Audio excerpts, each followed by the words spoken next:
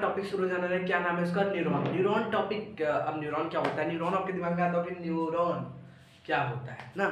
हाँ तो सुनिए, न्यूरॉन के देखो बहुत सारे टाइप्स होते हैं ना।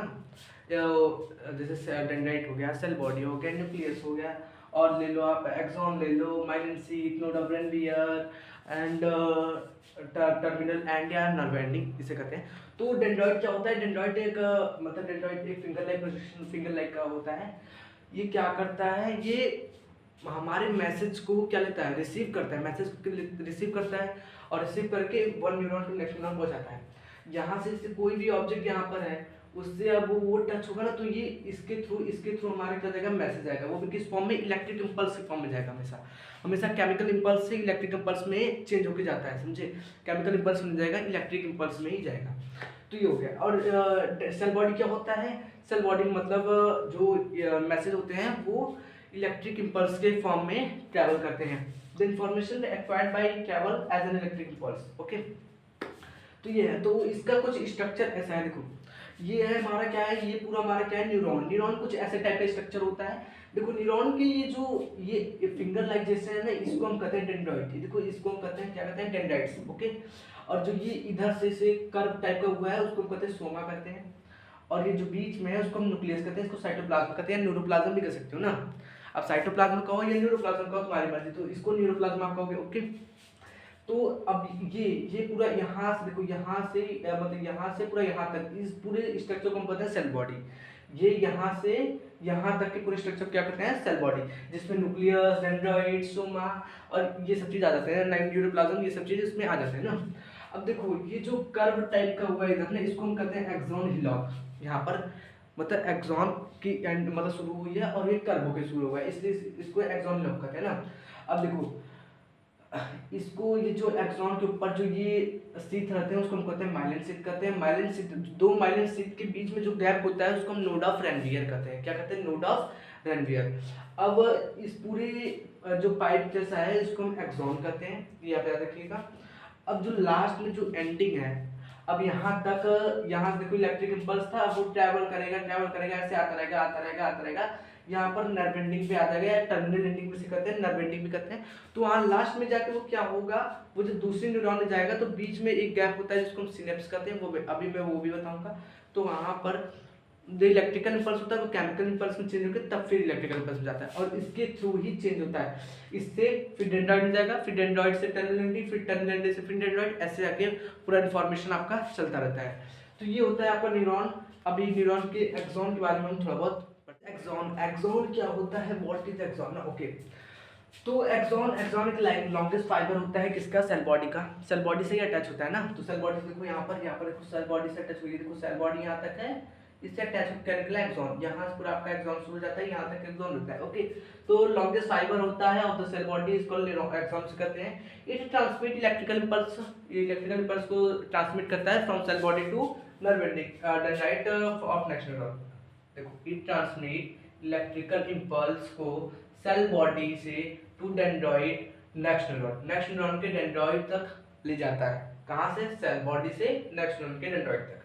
हाँ, तो इट में भी माइलिनेटेड मतलब कि माइलिन शीथ, इसमें देखो माइलिन शीथ प्रेजेंट रहते हैं। It is a protective sheath, ये प्रोटेक्टिव शीथ भी होता है, ये प्रोटेक्ट करता है कि जो हमारा जो इलेक्ट्रिकल इंपल्स है वो मतलब बाहर ना जाए, मतलब मैसेज आपका बाहर ना जाए, वो इसको अंदर से ही थ्रू आउट करता है ना। तो ये माइलिनेटेड और non myelinated impulse transmission is faster is myelinated neuron, समझे? इसमें माइलिनेटेड न्यूरॉन पसंद है। नॉन माइलिनेटेड न्यूरॉन जो होते हैं उसमें जो नर्व इंपल्स होते हैं वो ज़्यादा फास्टेस्ट नहीं जाते, बहुत लेट रिस्पॉन्स होता है उसमें। और जो माइलिनेटेड रहते हैं उसमें हमारा बहुत जल्दी रिस्पॉन्स होता है, इसलिए आप जिसका नर्व इंपल्स खराब होता है ना उसकी थोड़ी स्किन की टच भी खराब हो जाती है, वो ज़्यादा जल्दी उसको महसूस नहीं कर पाता, ये सब होता है। हाँ, तो उसमें इसका यही कमी होता है, माइलिन शीथ का ही कमी होता है, इसलिए वो उसको क्या करता है? महसूस नहीं कर पाता ज़्यादा जल्दी। हाँ, तो एक्सॉन ये होता है। एक्सॉन क्या होता है? लॉन्गेस्ट फाइबर होता है। ये क्या करता है? इलेक्ट्रिकल इंपल्स को ट्रांसमिट करता है डेंड्राइट तक, वो भी दूसरे न्यूरॉन के डेंड्राइट तक।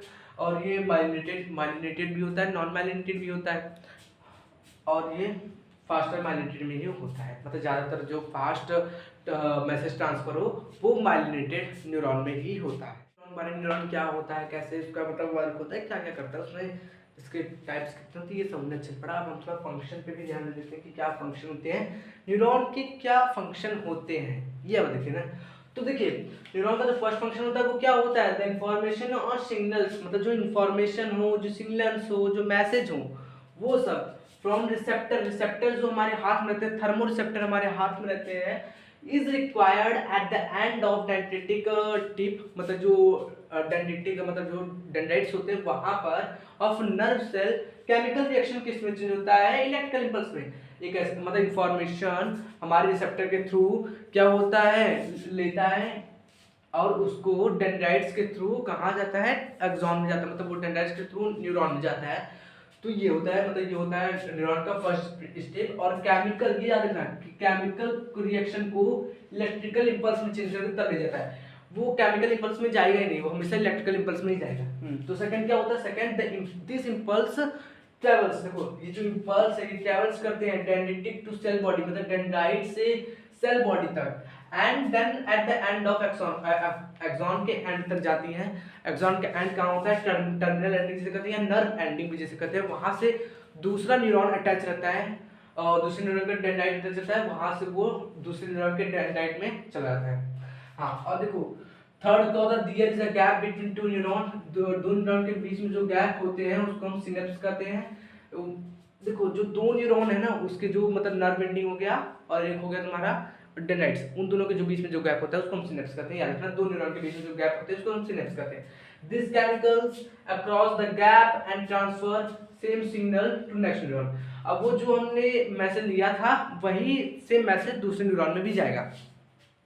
और इसका फोर्थ क्या होता है, जो केमिकल्स रिलीज होते हैं at the end of axon by the effect of electrical impulse, electrical impulse को ट्रांसफर करने के लिए at the end of axon, axon के एंड में कुछ केमिकल रिलीज होते हैं जिससे इलेक्ट्रिकल इंपल्स फिर केमिकल इंपल्स में चेंज होता है, फिर केमिकल इंपल्स से फिर इलेक्ट्रिकल इंपल्स में चला जाता है। तो ये होते हैं इसके न्यूरॉन क्या होते हैं, फंक्शन। तो हमने न्यूरॉन का फंक्शन अच्छे से पढ़ा, बढ़िया से पढ़ा है। आप मैं आशा करता हूँ कि आपको ये दिमाग में घुसा होगा कि हाँ न्यूरॉन का फंक्शन ये होता है, ये आपको अच्छे दिमाग में ना कैसे सिग्नल पास होते हैं, जो सिग्नल हमें मिलते हैं बाहर इन्वायरमेंट में से वो कैसे पास होते हैं, कहाँ पर, बिटवीन न्यूरॉन्स, न्यूरॉन्स के बीच में, ढेर सारे न्यूरॉन्स के बीच में कैसे सिग्नल पास होते हैं, वही हमारा क्वेश्चन है, how exactly to this signal pass through the between neuron, मतलब कैसे सिग्नल पास होते हैं न्यूरॉन के बीच में, ये हम स्टेप्स देखेंगे। तो कैसे पास होते हैं ये थोड़ा सा देख लेते हैं ना। तो पहले क्या होता है, information is collected by dendrite tip, जो डेंड्राइट का टिप होता है उससे क्या इंफॉर्मेशन कलेक्ट किया जाता है, क्या किया जाता है, कलेक्ट, एंड फिर उसमें केमिकल रिएक्शन होता है, वो sets of chemical impulse of electrical impulse में बदल जाता है, किसमें बदल जाता है, इलेक्ट्रिकल इंपल्स में, और इलेक्ट्रिकल इंपल्स में से ही अंदर जाता है। एंड थर्ड है electrical impulse pass from dendrite to cell body, और जो इलेक्ट्रिकल इंपल्स है ना वो डेंड्राइट जाएगा, डेंड्राइट से सेल बॉडी में मारा जाएगा, फिर सेल बॉडी से एक्सॉन में जाएगा, एक्सॉन से नर्व एंडिंग तक यहाँ तक जाता है। हाँ तो इलेक्ट्रिकल इंपल्स कहाँ तक जाएगा, डेंड्राइट एंड सेल बॉडी में जाएगा। Okay, the passes from cell body to through the axon, अब सेल बॉडी से एक्सॉन में जाएगा वो, तो वहाँ गया एक्सॉन में पहुंच गया। अब एक्सॉन में पहुंच गया तो नीचे नर्व एंडिंग, और नर्व एंडिंग में लास्ट मतलब टर्मिनल एंडिंग जिसे कहते हैं वहां पर पहुंचेगा, जिसको एंड ऑफ एक्सॉन भी कहते हैं, एक्सॉन का एंडिंग भी वहां पर रहता है। और फिर उसके बाद क्या होता है, जो इलेक्ट्रिकल इंपल्स है ना वो उसका सिग्नल जो है वो न्यूरो ट्रांसमिटेड के थ्रू क्या होता है, दूसरे न्यूरॉन में पास होता है ना। और उस जो दो न्यूरॉन के बीच में जो एक ही न्यूरॉन हो गया और एक मानो ये हो गया डेंड्राइट ना, ये जो हो गया डेंड्राइट, ऐसे ऐसे होता है ना, ऐसे ऐसे ऐसे ऐसे, हाँ तो ये हो गया डेंड्राइट ना, और ये हो गया टर्मिनल एंडिंग, और ये जो दोनों के बीच में जो गैप होते हैं ना उसको हम सिनेप्स कहते हैं। क्या कहते हैं, सिनेप्स। दो न्यूरॉन के बीच में जो गैप होते हैं उसको हम सिनेप्स कहते हैं। अभी इसके बारे में थोड़ा सिनेप्स के बारे में हम लोग पढ़ेंगे। हाँ तो न्यूरो ट्रांसमिटेड की मदद से सिग्नल क्या होता है, दूसरे न्यूरॉन में पहुंचता है, एंड फिर अगेन वही मतलब वही चीज अगेन चलने लगता है, वही इलेक्ट्रिकल इंपल्स के फॉर्म में, फिर डेंड्राइट से एक्सॉन, फिर एक्सॉन से नर्व एंडिंग, फिर दूसरे न्यूरॉन, फिर दूसरे न्यूरॉन, ऐसे ऐसे पास होता रहेगा। फिर लास्ट में जाके आपका बैकबोन जो होता है वहाँ पर हो जाता है, जिसको हम क्या करते हैं, हाँ वो बैकबोन में जाके वहाँ पर फिर हो जाता है, फिर वहाँ से वो ब्रेन में जाता है मैसेज तुम्हारा, तब रिस्पॉन्स आता है ना। हाँ, तो ये थ्री स्टेप क्या करते हैं, कैसे सिग्नल पास होते हैं दो न्यूरॉन के बीच में, कैसे सिग्नल एग्जैक्टली पास होते हैं वो हमने देखा। क्या एक बार और देख लेते हैं। इंफॉर्मेशन कलेक्टेड होता है डेंड्राइट की मदद से, फिर केमिकल रिएक्शन होता है तो वो इलेक्ट्रिकल इंपल्स में बदल जाता है। इलेक्ट्रिकल इंपल्स फिर जाता है तुम्हारा डेंड्राइट से सेल बॉडी, फिर सेल बॉडी से फिर एक्सॉन जाता है, फिर एक्सॉन से नर्व एंडिंग जाता है, फिर उसके बाद वो नेक्स्ट न्यूरॉन में जाता है, फिर उसके बाद वही प्रोसेस तो ऑन रहता है। ये होता है सिग्नल जाने का रास्ता, वे जिसने इम्पल्स क्या होता है उसके बाद थोड़ा सा देख लेते हैं। हाँ, तो देखो नर्व इम्पल्स आज वेव, नर्व इम्पल्स एक वेव है इलेक्ट्रिकल एंड केमिकल सिग्नल्स का carried along nerves and neuron, मतलब नर्व और न्यूरॉन में दोनों में कैरी होता है ये। हाँ, तो और दूसरा पॉइंट है nerve impulse are initiated at receptor cell as a result of stimuli from the environment. समझ आया नर्व इम्पल्स क्या होता है? नर्व इम्पल्स एक ऐसा मतलब नर्व इम्पल्स होता है जो हम नर्व चेक करते हैं, अपना जो नर्व इम्पल्स हम चेक करते हैं उसमें केमिकल एंड इलेक्ट्रिकल सिग्नल ना दोनों कैरी होते हैं, ध्यान रखना दोनों उसमें दोनों कैरी होंगे, केमिकल रिएक्शन भी रहेगा और मतलब इलेक्ट्रिकल इम्पल्स रहेगा, दोनों सिग्नल्स उसमें एंटर करेंगे। ये होता है नर्व इम्पल्स। तो नर्व इम्पल्स समझ आया, पढ़ा न्यूरॉन के फंक्शन पढ़े। अब हम न्यूरॉन के टाइप पढ़ लेते हैं, कितने टाइप के होते हैं neuron. Neuron mainly three type के होते हैं, sensory neuron, motor neuron and inter neuron. Sensory neuron को हम अफरेंट न्यूरॉन भी कहते हैं, मोटर न्यूरॉन को इफरेंट न्यूरॉन भी कहते हैं और इंटर न्यूरॉन को रिले और एसोसिएटेड न्यूरॉन भी कहते हैं। ओके, तो सेंसरी न्यूरॉन का वर्क क्या रहता है? सेंसरी न्यूरॉन क्या करता है?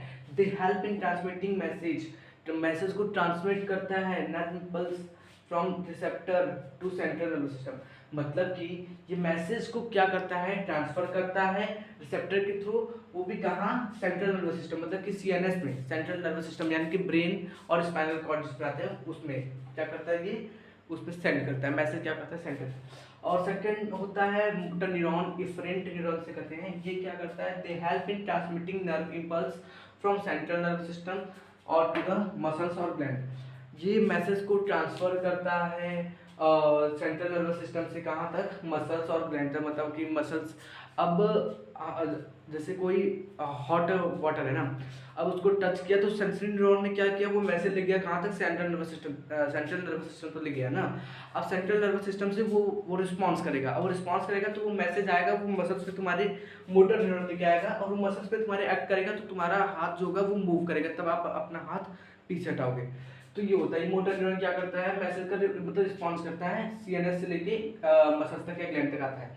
और इंटर न्यूरॉन क्या होता है? इंटर न्यूरॉन को हम मतलब कहते हैं जो सेंसरी और मोटर न्यूरॉन क्या करता है? कनेक्ट करता है, आपस में कनेक्ट करता है। तो ये होते हैं three type of neuron, sensory neuron, motor neuron and inter neurons. Junction क्या होता है? जिसको सिनेप्टिक गैप भी कहते हैं, उसको हम न्यूरोमस्कुलर जंक्शन भी कहते हैं।